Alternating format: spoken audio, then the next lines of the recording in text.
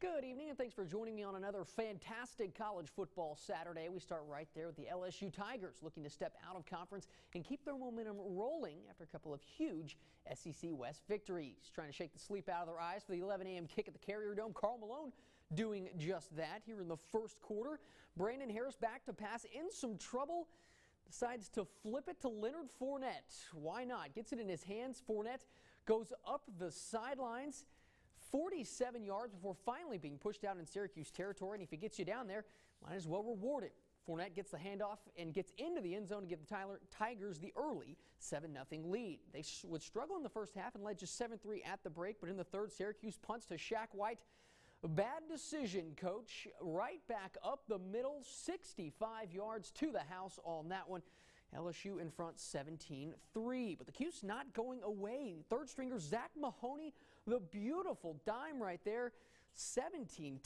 The Orange hanging tough in this ball game, but that can only last for so long when you have big number 7 running right at you. That's what happens right here. He goes 62 yards on that one to the house, makes it 24-10. Fournette comes up just 6 yards shy. The LSU single game rushing record, 26 carries for 244 yards and 2 touchdowns as the Tigers escape the Carrier Dome with a 34-24 win. The significance of this day was that as a team, our football team won, and they did so in a sloppy manner, okay? Leonard, had a big day and certainly contributed very significantly, but we got to fix things, all of which include every player and every coach on the team. So the Tigers get the win, and Brandon Harris throws for a season-high 157 yards and a touchdown. Next up for LSU, they will be back home to host Eastern Michigan this weekend. So the Tigers take care of business, but what about those Jags between the hedges taking on 7th-ranked Georgia?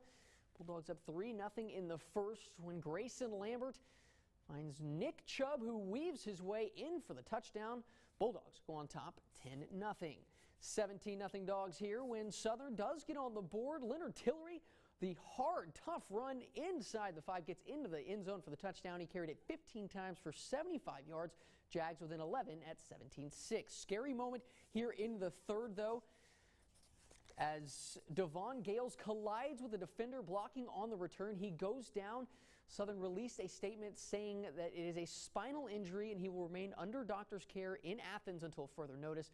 Bulldogs win it by a final of 48-6. Gales, however, was reportedly using his hands when being carted off the field. We will, of course, bring you the very latest on him and his status as it becomes available.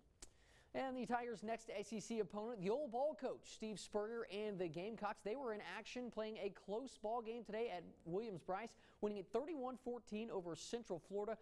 While the Warhawks hit the road to play in Tuscaloosa against Alabama, Tide able to pitch a 34-0 shutout. Well, we've all seen him. The Verizon Wireless commercial with Saints backup quarterback Josh McCown wishing for the backup to get their time to shine. Well, for Josh, that comes tomorrow at noon in Charlotte. The 12th-year pro has 9 career NFL starts, but has not made one since 2011 with the Jaguars. The good news is McCown familiar with being thrust into the starting lineup. Once the news came down earlier this week that Breeze might not play, McCown set his mind on starting Sunday's game. Again, you have to put yourself in that position mentally so that you're not surprised. And so I was trying to put myself there mentally on Wednesday, on Tuesday, on Wednesday, on Thursday, so that whatever the news was that came down from upstairs, I was ready for it. Kickoff for this one will be at high noon tomorrow from Bank of America Stadium in Charlotte. The key when you have a backup quarterback like that is getting some help from the supporting cast. We'll see what they have in store tomorrow. Yeah, it's going to be awesome. I think that they're going to win, of course. Absolutely. That. Well, Kyle will have a look at your final look at your 7-day forecast when we return. Stay with us.